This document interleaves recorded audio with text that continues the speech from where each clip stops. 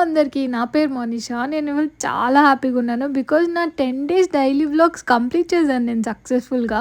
So, ఈ అచీవ్‌మెంట్‌ని celebrate చేసుకోవడానికి నిన్న నైట్ మిగిలిపోయిన ఐస్ క్రీమ్ తిందామని అది ఓపెన్ చేస్తే అది మొత్తం లిక్విడ్ అయిపోయిందనమాట.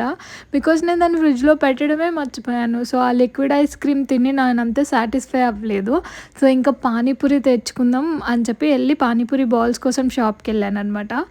అండ్ అది తీసుకొని వచ్చేసరికి టూ మచ్ ఎండ ఉండే ఇవాళ. ఆ ఎండకి ఫుల్ హెడ్‌ఏక్ వచ్చేసింది. సో, ఇంకా ఇంటికొచ్చేసి టీ పెట్టుకొని కూర్చొని తాగామనమాట. సో, ఇంకా స్పెషల్ ఏం చేసుకుందాం ఇవాళ అని అనుకుంటే ఇంట్లో పన్నీర్ ఉండింది. సో, పన్నీర్ చేసుకుందాం అని చెప్పి మేతి పన్నీర్ చేశాననమాట.